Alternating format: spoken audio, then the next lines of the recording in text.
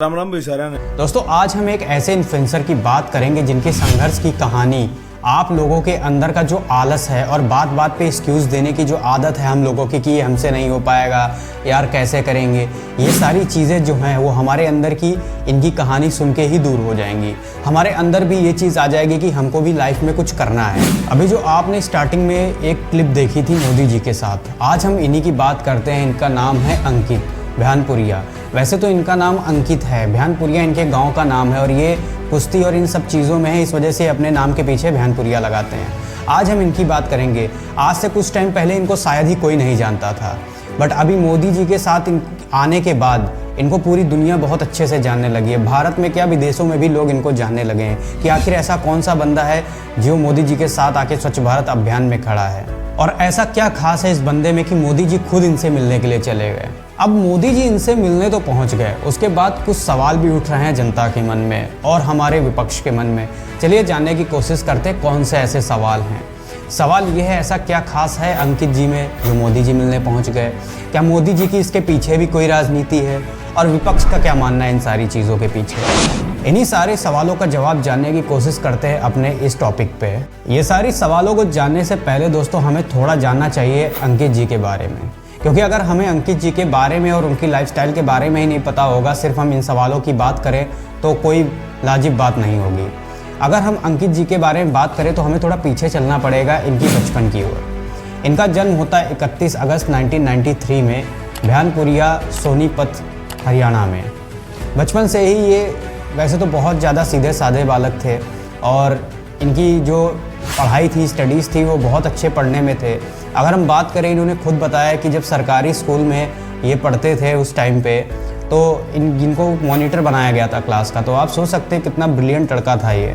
इनके father farmer थे और मतलब काफ़ी मिडिल क्लास फैमिली से आते हैं। इनके पास एक अच्छा घर भी नहीं था दोस्तों। बचपन से ही इन्होंने संघर्ष देखते ही चले आ रहे थे। जब ये छोटे थे तो इनके क्लास में एक बार ये एग्ज़ाम देने जाते हैं। जब एग्ज़ाम देने जाते हैं तो कुछ जो शरारती लड़के होते हैं उन्होंने इनका पेपर छीना और उस पेपर में अपना नाम लिख के सबमिट कर दिया।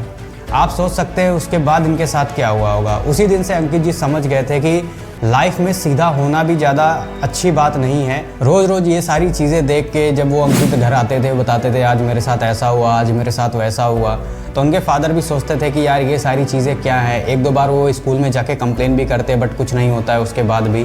तब उनके फादर जी डिसाइड करते हैं कि चलो इसको थोड़ा अखाड़े में डालते, थोड़ा शरीर सही होगा तो शायद बच्चे इससे डरने लगेंगे। तो सबसे पहले इनके फादर इनके गाँव में ही एक अखाड़ा होता है, रेसलर होते हैं, उनके पास लेके जाके उनको बोलते हैं कि इनको अपने साथ रखो और इनको प्रैक्टिस कराओ ये सारी चीज़ों की।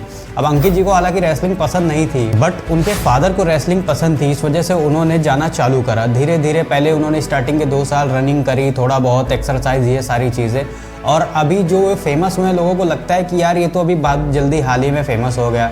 दोस्तों 13 साल की कंटिन्यू मेहनत कर रहा है अगला बंदा, तब जाके वो इस मुकाम पे पहुंच रहा है। दोस्तों स्टार्टिंग के 4-5 साल तो इन्होंने मिट्टी में ही रेसलिंग करी, मतलब जो दंगल अंगल गाँव में होते हैं वहाँ जाके और छोटे मोटे गिफ्ट्स और ये सारी चीज़ें वो जीत के आने लगे। वैसे तो ये ग्रेजुएट हैं। यूनिवर्सिटी में जब इनका पहली बार ये रेसलिंग करे 2017 में, तो वहाँ पे इन्होंने यूनिवर्सिटी लेवल में सिल्वर मेडल जीता था। हालांकि स्टेट लेवल क्लियर नहीं कर पाए थे।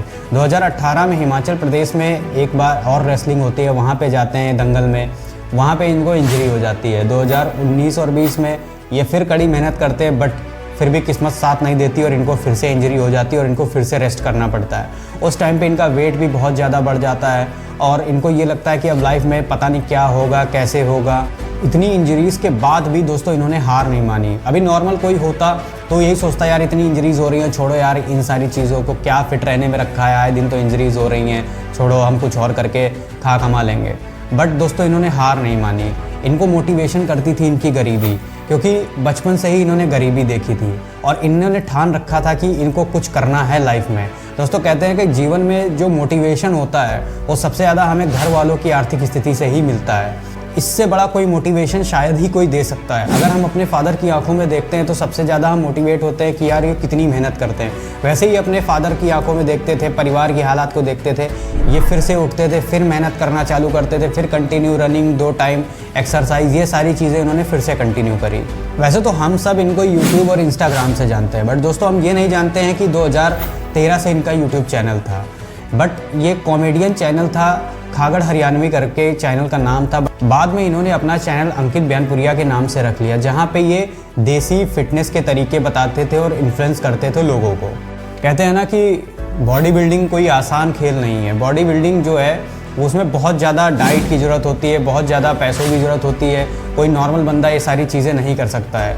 हालांकि ये तो इतने अच्छे फैमिली बैकग्राउंड से नहीं थे, बट इन्होंने, इनके पास उस टाइम पे इतना पैसा नहीं हुआ करता था, इस वजह से इन्होंने जोमेटो स्विगी में जॉब करना चालू करा, डिलीवरी बॉय की जॉब करी, वहाँ से पैसा आता था, वहाँ की पैसा आने के बाद उसको अपनी डाइट में लगाते थे। कहते हैं ना दोस्तों, हाथी पालना आसान होता है, उसको खिलाना बहुत हार्ड होता है।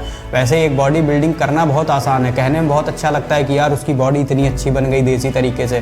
दोस्तों उसके पीछे देखो उन्होंने क्या क्या मेहनत करी है। आप सोचो, सुबह मेहनत करने के बाद वो बंदा जाता था जोमेटो स्विगी, शाम को फिर आके रात में 9-10 बजे एक्सरसाइज करता था, इतना थका होने के बावजूद भी। और कोई उनके पास कोई बाइक वाइक नहीं थी, वो साइकिल से ही आना जाना करते थे इन सारी चीज़ों में। हाल ही में दोस्तों 75 डेज चैलेंज बहुत ज़्यादा चल रहा था, जिसमें 75 डेज एक कंटिन्यू एक चीज़ को करना होता है, जैसे कि एक्सरसाइज, मोटिवेशन के लिए बुक्स पढ़ना और पानी ज़्यादा से ज़्यादा पीना, ये सारी चीज़ें इंक्लूड होती हैं। इन्होंने देखा ये सारी चीज़ों को, इन्होंने एक्सेप्ट किया इस चैलेंज को और धीरे धीरे प्रमोट करने लगे इंडियन वर्किंग स्टाइल को, कि किस तरह इंडियन अखाड़े में इंडियंस बॉडी बनाते हैं और कैसे करते हैं। इन्होंने मॉडर्न तरीके की जिम का कोई यूज़ नहीं किया, इन्होंने सपाटे मारा और एक्सरसाइज करी, जंपिंग करी, बहुत सारी रनिंग करी। ये सारी चीज़ें करके इन्होंने 75 हार्ड डे चैलेंज को एक्सेप्ट किया। दोस्तों जब ये 75 हार्ड डे का चैलेंज एक्सेप्ट करते हैं तो स्टार्टिंग में बोलते हैं राम राम भी सारा ने। तो दोस्तों इनका ये जो स्लोगन था इतना ज़्यादा हिट हो गया कि जितने भी मीमर्स थे उन्होंने इनको प्रमोट करना चालू कर दिया, अपनी स्टोरीज में डालना चालू कर दिया कि भाई का 75 डे होने वाला है, ये वो करके। कहते हैं ना कि जो मीमर्स होते हैं वो चाहे किसी को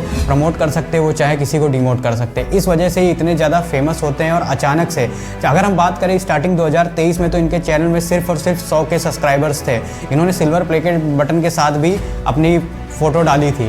लेकिन अगर हम एंडी की बात करें, इस टाइम पे अक्टूबर की बात करें, तो इस टाइम पे इनके चैनल में 1.8 मिलियन से भी ज़्यादा सब्सक्राइबर हो चुके हैं। अब दोस्तों जैसा कि हम सब जानते हैं, मोदी जी से ज़्यादा बेहतर सोशल मीडिया का यूज़ करना आज तक कोई जाना ही नहीं होगा। अगर हम मोदी जी की बात करें तो सबसे ज़्यादा यूथ को प्रमोट करते हैं। अभी हाल ही में यूट्यूब की क्रिएटर कैंप लगा था, जो कि 2019-20 में कोविड की वजह से नहीं लगा था, जहाँ पे बड़े बड़े क्रिएटर्स जाते हैं। मोदी जी भी वहाँ पे गए, उन्होंने सभी जितने भी इन्फ्लुएंसर थे उनसे सबसे कहा कि आप फोकस करें स्वच्छ भारत अभियान पे, प्रमोट करें स्वच्छ भारत अभियान को और मेरे चैनल को भी लाइक शेयर सब्सक्राइब करें।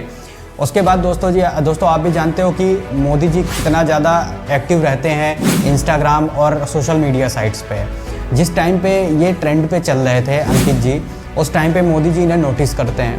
अगर हम बात करें मोदी जी और किसी इन्फ्लुएंसर के पास क्यों नहीं गए, तो आधे से ज़्यादा ऐसा नहीं है कि बड़े बड़े इन्फ्लुएंसर नहीं है, ये क्या ही थे, इनसे बड़े इन्फ्लुएंसर पड़े, बट कुछ गाली देते हैं, कुछ का कंटेंट क्लियर नहीं है, कुछ वल्गर कंटेंट डालते हैं। अगर अंकित जी की हम बात करें तो स्वच्छ देसी स्टाइल में अपना कंटेंट डालते हैं। स्टार्टिंग ही इनकी राम राम भैया ने होती है, मतलब राम राम करते ही होती है। अगर आपने देखा होगा वीडियो में, मोदी जी भी इनके पास जाते हैं जब इनसे मिलने के लिए, तो सबसे पहले राम राम अंकित जी बोलते हैं। ये सारी चीज़ें, और मोदी जी सबसे ज़्यादा बेटर तरीके से जानते हैं यूथ से कनेक्ट कैसे करना है सोशल मीडिया के माध्यम से। क्या इसके पीछे कोई राजनीति छुपी है? तो सिंपल सी बात है, अगर मोदी जी उनसे मिलने गए तो उसके पीछे राजनीति हो सकती है। अगर हम कहें तो 2024 के इलेक्शंस जो आने वाले हैं, कुछ राजनीति हो सकती है, बट फिर भी अगर हम देखें तो एक तरह का मोदी जी मोटिवेशन भी देने गए कि अगर आप सोचो वो बंदा कितना छोटा है, मतलब इतने छोटे स्तर से उठ के यहाँ तक पहुँचा है, उससे मोदी जी मिलने जा रहे हैं। और इतने यूट्यूबर से अभी हम लोग की कम्युनिटी में अगर मोदी जी और पीएम